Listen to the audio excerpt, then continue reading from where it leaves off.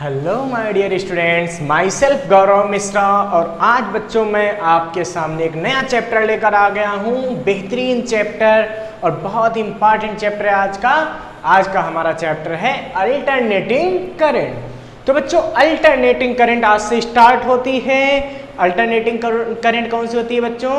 जो आपके घरों में आती है, जो ट्रांसफार्मर से होते हुए आपके घरों में पहुंच रही है। कौन सी करंट है बच्चों? Alternating current.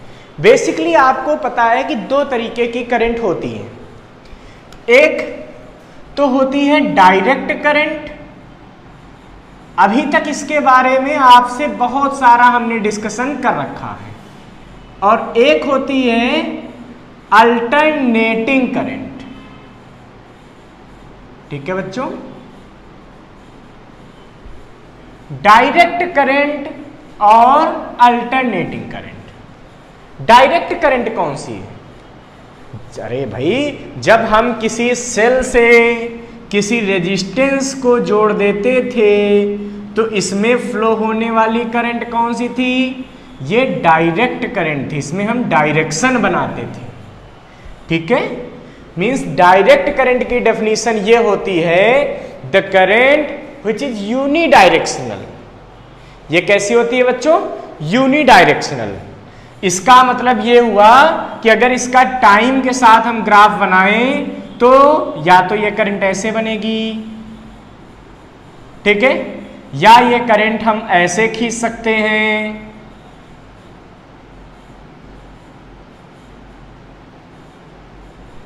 ये क्या है? डायरेक्ट करंट है। क्यों?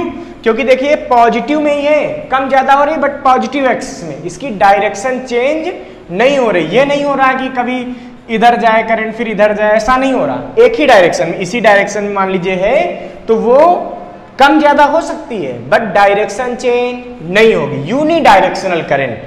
कांस्टेंट मैग्नीट्यूड है या नहीं है, ये अनदर थिंग है। मींस अगर हम बात करें तो क्या ये करंट भी डायरेक्ट करंट होगी? बिल्कुल होगी। ठीक है, अगर हमसे कोई कह दे कि भाई ये एक करंट बनी हुई है, ये कैसी करंट है? तो ये भी एक डायरेक्ट करंट है। जीरो हुआ, फिर मैक्सिमम हुआ, फिर जीरो हुआ। इस तरह की करंट भी डायरेक्ट करंट में आएगी। ये सब वेरिएशन है करंट के, किसके साथ? टाइम के साथ। मान लीजिए यहाँ पे कुछ वैल्यू होगी 5 एम्पियर, तो हर जगह 5 कांस्टेंट। यहाँ पे 5 तो यहाँ पे भी 5। देखिए करंट की वैल्यू 5 जो भी है। मीन्स अगर यहाँ पे +2 है, ये 0 है, तो क्या होगा? 0 से 2 तक वेरी करेगी, फिर 0 हो जाएगी, फिर 2 तक जाएगी। और इस तरीके से जो करंट फ्लो होगी वो क्या होगी? डायरेक्ट करंट होगी। यहाँ पे मान लीजिए 0 है, ये 5 एम्पियर है, सपोज कर लेते हैं बच्चों। तो 5 होगी, फिर 0 होगी, फिर 5 होगी, फिर 0 होगी। और इस तरीके से जो करंट फ्लो होगी वो भी क्या होगी? Direct. Means direct current is a unidirectional current. ये क्या होती है बच्चों? यूनिडायरेक्शनल, जिसकी डायरेक्शन क्या होती है? एक ही रहती है, हमेशा सेम रहती है। बट अल्टरनेटिंग करंट नाम से पता चलता है अल्टरनेट मतलब एक एक करके आना है। इसका मतलब ये हुआ कि इसका कुछ इस तरीके से करंट होती है, जिसकी करंट की वैल्यू और डायरेक्शन, वैल्यू ना भी बोले तो जिसकी डायरेक्शन टाइम के साथ साथ लगातार चेंज होती रहे, उस करंट को अल्टरनेटिंग करंट कहते हैं। देखिए यहां पे डायरेक्ट करंट क्या है? पहले 0, फिर कुछ मैक्सिमम वैल्यू, फिर 0, फिर माइनस में जाने का मतलब ये होता है कि अगर किसी रेजिस्टेंस की ही बात करें तो अगर एक बार करंट इधर फ्लो हो रही है तो अगली बार करंट इधर फ्लो हो रही है। इसीलिए कभी भी अल्टरनेटिंग करंट की डायरेक्शन को हम जनरली शो नहीं करेंगे। क्यों? क्योंकि अल्टरनेटिंग करंट में करंट की डायरेक्शन लगातार चेंज होती रहती है, बदलती रहती है।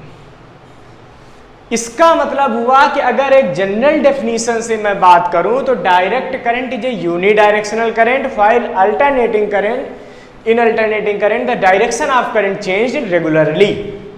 ठीक है, मीन्स यही अगर हम ऐसे बना लें तो ये भी क्या होगा, ये भी अल्टरनेटिंग करंट होगी।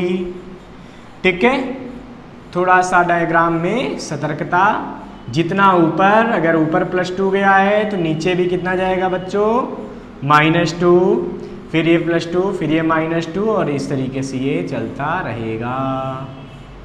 ये सब क्या है, ये वेरिएशन किसका दिखाया जा रहा है बच्चों टाइम के साथ साथ, ये सब अल्टरनेटिंग करंट के वेरिएशन है। ये क्या है, अल्टरनेटिंग करंट है। क्यों, क्योंकि एक बार डायरेक्शन पॉजिटिव तो थोड़ी देर के बाद फिर क्या हो गई, निगेटिव, फिर क्या हो गया पॉजिटिव, फिर क्या हो गई निगेटिव। निगेटिव का मतलब डायरेक्शन चेंज हो गई। एक बार अगर करंट इधर जा रही सुर तो दोबारा इधर जाएगी सुर, और इस तरीके से झमझम ये चलता रहेगा।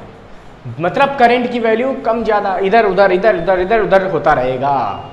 ये कहलाती है अल्टरनेटिंग करंट। अल्टरनेटिंग करंट का सोर्स कुछ इस तरीके से बनाया जाता है। ठीक है, डायरेक्ट करंट को का जो सोर्स होता है सेल, वो इस तरीके से बनाते हैं। क्यों, क्योंकि डायरेक्ट करंट में एक हायर पोटेंशियल होता है, एक लोअर पोटेंशियल होता है। तो हायर पोटेंशियल को बड़ी लाइन, लोअर पोटेंशियल को छोटी लाइन। बट अल्टरनेटिंग करंट का सोर्स इस तरह इसलिए बनाया जाता है क्योंकि यहां पर क्या होगा, सोर्स का पोटेंशियल पहले जैसे 0 है, बढ़ के मैक्सिमम होगा, फिर 0 होगा, फिर अपोजिट में जाएगा, फिर 0 होगा। इसका मतलब अल्टरनेटिंग करंट सोर्स को ऐसे इसलिए दिखाते हैं कि इसका जो पोटेंशियल है वो वेरी होते होते लास्ट में अपनी पुरानी स्टेज को फिर से ले लेता है, इसलिए ऐसा इसका रिप्रेजेंटेशन करते हैं। बच्चों इसके बाद बात आती है कि हमने ये तो समझ लिया कि भाई अल्टरनेटिंग करंट कौन सी होती है। तो हमने बताया कि जो हमारे घरों में आती है। अच्छा, घरों में आती है तो सर इसकी डायरेक्शन किधर होती है? अरे बालक, इसकी डायरेक्शन को आप दिखा नहीं सकते, इसकी डायरेक्शन लगातार चेंज होती है। फिक्स टाइम के बाद इसकी डायरेक्शन पलट जाती है, अपने आप चेंज हो जाती है। अच्छा, ये कैसे प्रोड्यूस होती है? मेरा क्वेश्चन ये आता है, ये कैसे प्रोड्यूस होती है? तो बच्चों इसका मतलब होता है, हम यहां पे पढ़ेंगे पहले प्रोडक्शन ऑफ अल्टरनेटिंग करंट। ठीक है, कैसे प्रोडक्शन होती है, कैसे बनाई जाती है। तो स्टूडेंट्स, अगर हम एक मैग्नेटिक फील्ड ले लें, सपोज करें कि हम एक मैग्नेटिक फील्ड यहां पे बना लेते हैं। अच्छा, कौन सी मैग्नेटिक फील्ड बनाएंगे? भाई यूनिफॉर्म मैग्नेटिक फील्ड बनाएंगे। कैसी मैग्नेटिक फील्ड बच्चों? यूनिफॉर्म। यूनिफॉर्म मतलब एक जैसी। सपोज किया इस मैग्नेटिक फील्ड में हमने कोई एक क्वाइल रख ली ऐसे। ठीक है, मींस वायर की बनी हुई कोई ऐसे क्वाइल रख ली। ठीक है, ये हमने करंट ले ली, ए मैग्नेटिक फील्ड ले ली बी, और ये हमने क्वाइल ले ली। ठीक है, मान लेते हैं शुरुआत में क्वाइल का जो एंगल है मैग्नेटिक फील्ड से कितना एंगल बनाता है? भाई एरिया वेक्टर इसका एक होता है। हमने मान लिया एरिया वेक्टर इधर है, तो एरिया वेक्टर और मैग्नेटिक फील्ड के बीच का एंगल कितना है? 0। At T is equal to angle is equal to 0। Suppose करते हैं इस क्वाइल को ओमेगा एंगुलर वेलोसिटी से घुमाना स्टार्ट कर देते हैं।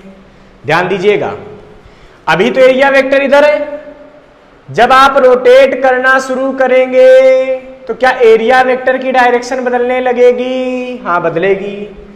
पहले अगर एरिया वेक्टर देखिए 0 डिग्री, यानी कि हम पहले फ्लक्स की बात करते हैं। फाई बराबर क्या होता है? BA cos theta. पहले फ्लक्स BA था, बाद में फ्लक्स 0 हुआ। ठीक है, उसके बाद फ्लक्स -BA हुआ, फिर फ्लक्स 0 हुआ, फिर फ्लक्स BA हुआ। कहने का सेंस ये हुआ, फिर +BA। ध्यान से देखिए, जब आप इस कॉइल को रोटेट करते हैं तो जब पहले आपने ऐसा प्लेन लिया तो एरिया वेक्टर और मैग्नेटिक फील्ड इधर, एरिया वेक्टर भी इधर, दोनों बीच का एंगल 0 डिग्री। उस समय फ्लक्स कितना आया, φ1 equal to BA cos 0 means plus BA। अच्छा ठीक है, फिर हमने इसको घुमाया, देखिए कितना हो गया एंगल 90 डिग्री। जब 90 डिग्री हुआ तो उस समय फ्लक्स कितना होगा, BA cos 90 मीन्स 0, cos 90 की वैल्यू 0। अच्छा, हमने कॉइल को और घुमाया, देखिए यहां पे रखे कॉइल को, अब ऐसे घुमा दिया, ऐसे घुमाएंगे, अब देखिए 90 डिग्री हुआ था, ठीक है, उस समय हमारा क्या आ गया, 0 हो गया। अब हमने इसको और घुमा दिया, अब देखिए एंगल कितना हो गया, इस तरफ आ गया, एरिया वेक्टर इधर, मैग्नेटिक फील्ड इस तरफ। इसका मतलब अब हमारे पास का एंगल कितना हो गया, 180 डिग्री। अच्छा, तो क्या आ गया, फ्लक्स माइनस BA। फिर अगले स्टेप में हमने क्या किया, इसको और 90 डिग्री घुमा दिया, तो अब एरिया वेक्टर अंदर चला गया, एरिया वेक्टर अंदर, मैग्नेटिक फील्ड इधर, तो ये एंगल की टोटल कितना घूम चुका है, 270 डिग्री। इस समय फ्लक्स क्या हो गया, 0। अब देखिए फिफ्थ केस को ध्यान से, अगर हम पूरा कंप्लीट रोटेशन ले लेते हैं तो एरिया वेक्टर फिर से इधर ही आ गया, मैग्नेटिक फील्ड भी इधर है, इस समय हमारे पास फ्लक्स की वैल्यू क्या है, BA। कहने का सेंस ये है कि अगर ये क्वाइल होती, अगर ये क्या होती, क्वाइल होती, और इस क्वाइल को कॉन्टिन्यूअसली हम इसमें रोटेट कर रहे होते तो क्या हो रहा होता बच्चों, फ्लक्स चेंज हो रहा होता, BA 0 minus BA 0, BA 0 minus BA 0। इसका मतलब लगातार क्या होगा, फ्लक्स चेंज होगा। जब कॉन्टिन्यूअस फ्लक्स चेंज होगा तो फैराडे जी की याद आ गई। भाई फैराडे जी ने क्या बताया था, फैराडे जी ने बताया था कि अगर कहीं पर फ्लक्स चेंज होगा तो वहां पे एक इंड्यूस्ड EMF प्रोड्यूस होगा।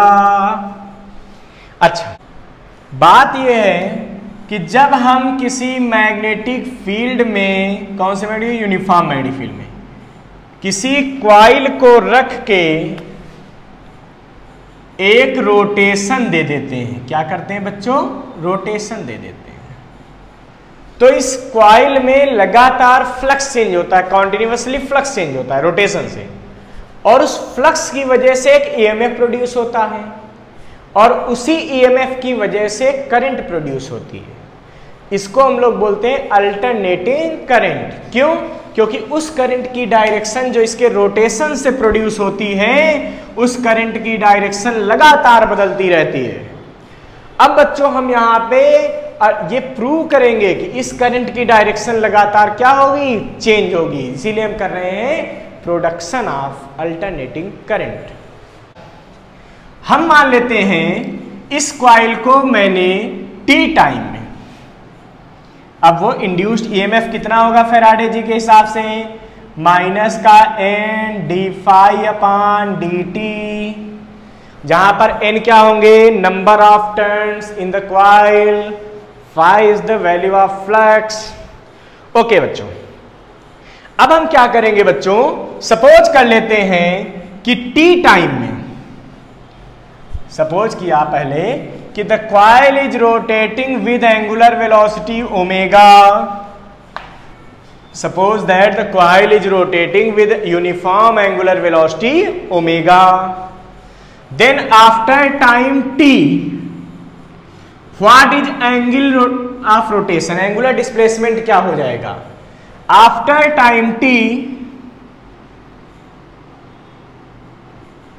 ठीक है, एंगुलर डिस्प्लेसमेंट क्या हुआ, एंगुलर डिस्प्लेसमेंट कितना होगा बच्चों, theta is equal to omega T, theta is equal to omega T.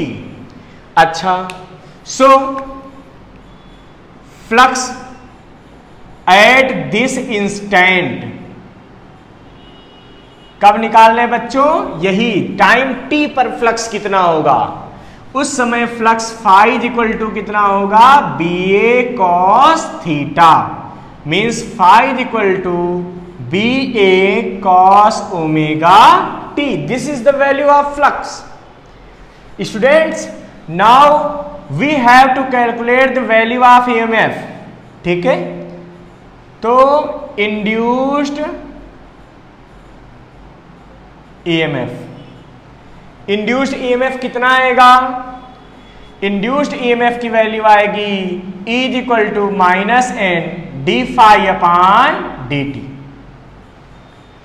तो बच्चों E इज इक्वल टू आएगा minus N d upon d t of phi की value B A cos omega t. Phi की value कितनी आ गई? B A cos omega t. B A cos omega t का differentiation minus omega sine omega t. ये minus minus क्या हो गया? कैंसिल हो गया। तो क्या बचने वाला है? Is equal to N B A omega sine omega t. This is the value of induced EMF. Students, you know the maximum value of sin omega t क्या होती है बच्चों? बताओ। sin omega t की मैक्सिमम वैल्यू क्या होती है? अरे भाई, sin थीटा की मैक्सिमम वैल्यू हमेशा 1 होती है। इसका मतलब इस समय जो ईएमएफ होगा वो भी क्या होगा? मैक्सिमम होगा। So maximum EMF, maximum EMF means E not is equal to क्या होगा? N B A omega. भाई ये 1 हो गया तो क्या बचेगा? N B A omega. अच्छा, इसका मतलब ये हुआ कि एन बी ए ओमेगा की जगह मैं ई नॉट पुट कर सकता हूं। तो इस समय मेरा ईएमएफ क्या बनेगा? E is equal to E zero sine omega t. क्या बना बच्चों?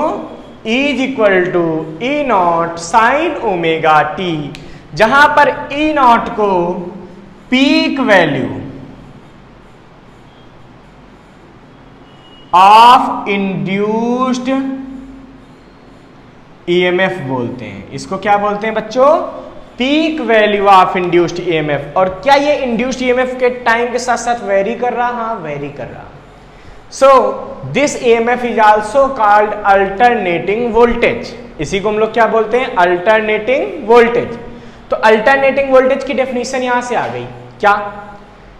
देखो, टी को चेंज करोगे ई चेंज होगा। Means if the value and direction of EMF changed regularly after fixed time, then the EMF is called alternating voltage। अगर किसी voltage की वैल्यू, किसी पोटेंशियल डिफरेंस की वैल्यू टाइम के साथ साथ लगातार वेरी करते करते अपनी डायरेक्शन को बदल रही हो, तो उस EMF को अल्टरनेटिंग EMF बोलते हैं। And the current in the circuit, इस ईएमएफ की वजह से इस कॉइल में क्या होगी? एक करंट प्रोड्यूस हो जाएगी। And the current produced due to EMF is called alternating current. और ये अल्टरनेटिंग करंट क्या होगी? उसकी भी डायरेक्शन लगातार अब चेंज होगी। मतलब हम ये भी कह सकते हैं कि if the direction of current changed regularly, वैसे तो कहना चाहिए if the direction and value of current change regularly after fix time interval, then the current is called alternating current. ठीक है बच्चों, इसमें जो करंट प्रोड्यूस होगी वो कौन सी होगी?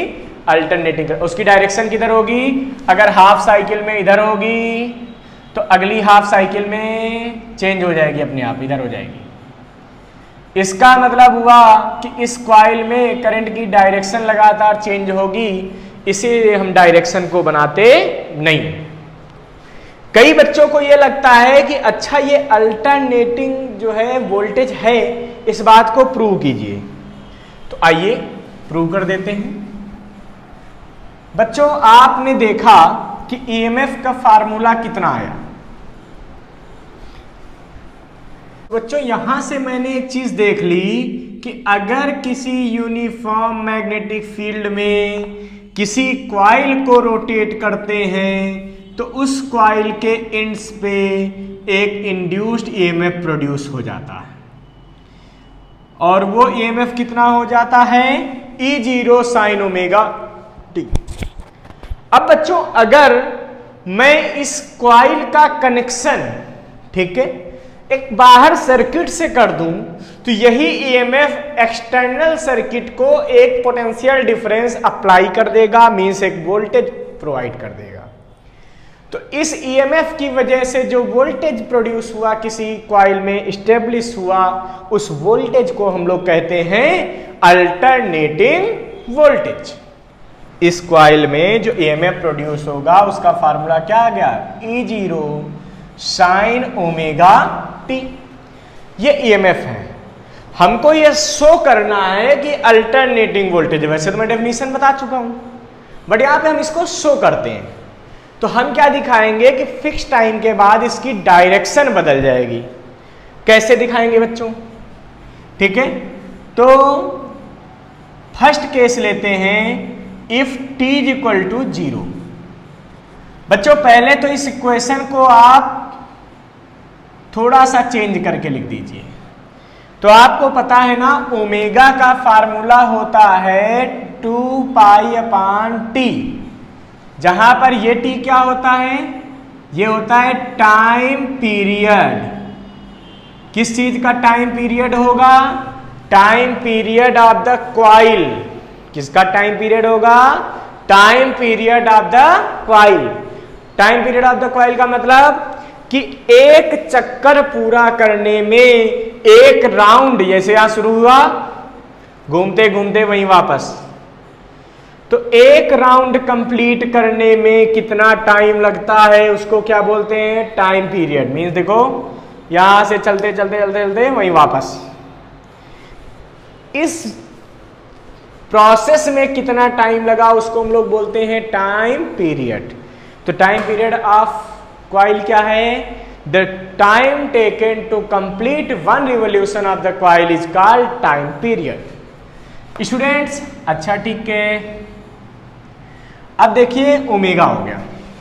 ओमेगा की वैल्यू यहां पे पुट कर दें तो ये इक्वेशन क्या बनेगी, E is equal to E0 sine 2 pi upon capital T into small T.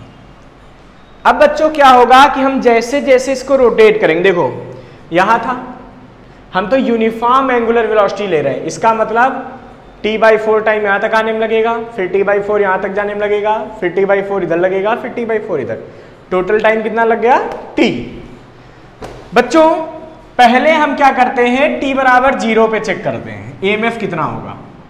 तो E is equal to E0 sine 0, क्यों, देखो ध्यान से, 2 pi upon capital T into 0, sine 0 की value 0, E is equal to 0, ठीक है। Second condition, if t is equal to capital T/4, अगर t की वैल्यू क्या हो, कैपिटल T/4, मींस यहां से कॉइल 1/4 रोटेशन हो गया उसका। इस समय अगर आप यहां पे वैल्यू पुट कर देते हैं तो E इज इक्वल टू क्या मिलेगा, E0 sine 2 pi upon capital T into T/4। क्या किया बच्चों, स्मॉल t की जगह पुट कर दिया T/4। ध्यान से देखिए, ये कैंसिल, इससे कैंसिल होगा 2 टाइम्स, तो E इज इक्वल टू क्या आ गया, E0 साइन π/2, इसका मतलब बचा E0। इस समय जो मैक्सिमम ईएमएफ आया, जो हमारा नॉर्मल ईएमएफ आया, वो मैक्सिमम के बराबर आ गया। ठीक है बच्चों, अब हम थर्ड केस लेते हैं, if small t is equal to t/2। देखिए इस इक्वेशन में t/2 पुट कर दीजिए तो क्या मिलेगा, ये मिलेगा E is equal to E0 sine 2 pi upon capital T into T/2। ये कैंसिल, ये cancel, E is equal to E0 sine pi, sine pi की वैल्यू 0, इसका मतलब इस समय इंड्यूस्ड ईएमएफ क्या होगा बच्चों, 0 होगा। क्या मेरी बात क्लियर है, very good. Fourth condition, if t is equal to 3t/4। ध्यान से देखिए बच्चों क्या हुआ, यहां से शुरू हुआ t बराबर 0, t/4, t/2, t/2 में t/4 और ऐड करो तो क्या आएगा 3t/4, ये कंडीशन, ठीक है। इस सिचुएशन में E कितना बनेगा, E equal to E0 sine 2π/T into 3t/4। भाई t से t कैंसिल, इससे इसको काटा 2 बार, तो E इक्वल टू हो गया E0 sine 3π/2, sine 3π/2 means sine pi plus π/2। इसको जब आप सॉल्व करेंगे तो pi plus theta equal to minus sine theta हो जाएगा, तो E इक्वल टू बना के आ जाएगा माइनस का E0। तो साइन 3π/2 की वैल्यू क्या होती है, माइनस का E0। ध्यान रखना बच्चों, -1 होती है साइन 3π/2 की वैल्यू, इसलिए E equal to minus E0। Fifth condition ये कहती है कि अगर t बराबर 0 हो जाए, कैपिटल T हो जाए, मीन्स कॉइल का एक रोटेशन पूरा हो जाए। वाओ, इस कंडीशन में क्या होगा, E is equal to E0 sine 2π/T into t से t cancel, E0 sine 2π, okay, E बराबर 0। इस सिचुएशन में E बराबर क्या हो गया, 0। कहने का सेंस ये है कि अगर EMF का मैं टाइम के साथ साथ ग्राफ खींचूं तो मुझे कुछ ऐसा मिलने वाला है। मीन्स यहां पे प्लस E0 है, तो इधर क्या है बच्चों, अगर इस तरफ हमारे पास प्लस E0 है तो इस तरफ बच्चों क्या है, माइनस E0, ठीक है। यहां पे टाइम क्या है, 0। मैक्सिमम वैल्यू कब आई थी, देखो मैक्सिमम वैल्यू कब आई थी, small t equal to t/4 पे, कितने पे, t/4। फिर उसके बाद 0 कब हुआ, t/2 पे। फिर maximum but in opposite direction कब हुआ, देखो 3t/4 पे। फिर इसको क्या लिखा, t। बच्चों जितने टाइम में एक चक्कर कॉइल का कंप्लीट हो जाता है वहां तक के वोल्टेज के रिप्रेजेंटेशन को 1 साइकिल बोलते हैं। ये बच्चों क्या है, 1 साइकिल, ठीक है। ये 1 साइकिल, फिर आगे इसी तरीके से बनेगी, दूसरी साइकिल हो जाएगी 2 साइकिल, 3 साइकिल, 4 साइकिल, इस तरीके से होती है। तो ये क्या हो रहा है, ध्यान से देखो, टाइम के साथ साथ वोल्टेज की वैल्यू लगातार क्या हो रही है, चेंज हो रही है। जब टाइम के साथ साथ वोल्टेज लगातार चेंज होता है और फिक्स टाइम के बाद अपनी डायरेक्शन को रिवर्स कर लेता है, इस वोल्टेज को हम लोग क्या कहते हैं, अल्टरनेटिंग वोल्टेज। ईएमएफ या इस वोल्टेज को हम लोग क्या बोलते हैं, अल्टरनेटिंग वोल्टेज। और करंट को क्या बोलते हैं, अल्टरनेटिंग करंट। अब बच्चों करंट क्या आएगी, सिंपली अगर इस कॉइल में करंट की बात करूं, मैं ये मान लूं कि इस कॉइल में रेजिस्टेंस R है, तो I कितना आएगा बच्चों, I इक्वल टू हो जाएगा E/R। E की value E0 sine omega T/R, means I equal to I0 sine omega T। मैंने मान लिया इस कॉइल का जिसको घुमा रहे थे उसका रेजिस्टेंस आ रहे, इसका मतलब यहां पे करंट की इक्वेशन मिलेगी I equal to I0 sine omega T। तो मैं कह सकता हूं कि यहां करंट की भी वैल्यू टाइम के साथ साथ लगातार चेंज हो रही है। इसका मतलब ये हुआ कि अगर करंट का टाइम के साथ हमको वेरिएशन शो करना हो तो क्या मैं ऐसा कर सकता हूं, बिल्कुल कर सकता हूं, ठीक है। करंट का टाइम के साथ भी ऐसा वेरिएशन होगा। ये बच्चों टॉपिक हो गया अल्टरनेटिंग करंट का।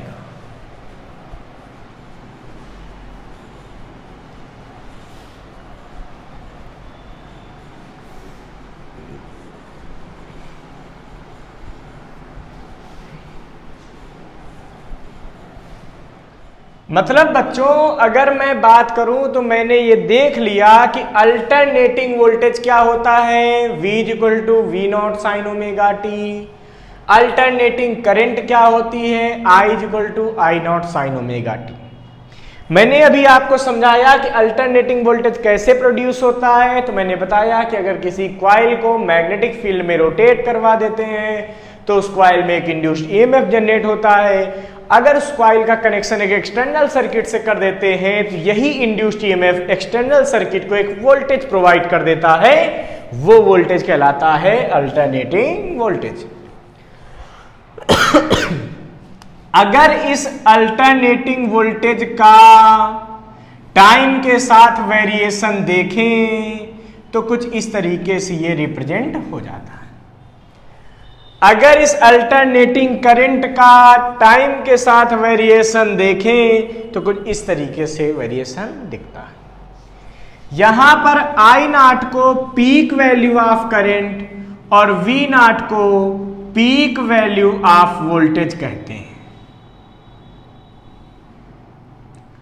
तो पीक वैल्यू क्या होती है बच्चों, the maximum value of current और voltage attains in the rotation of coil is called peak value of current या वोल्टेज, जो भी है वो दे सकते हैं।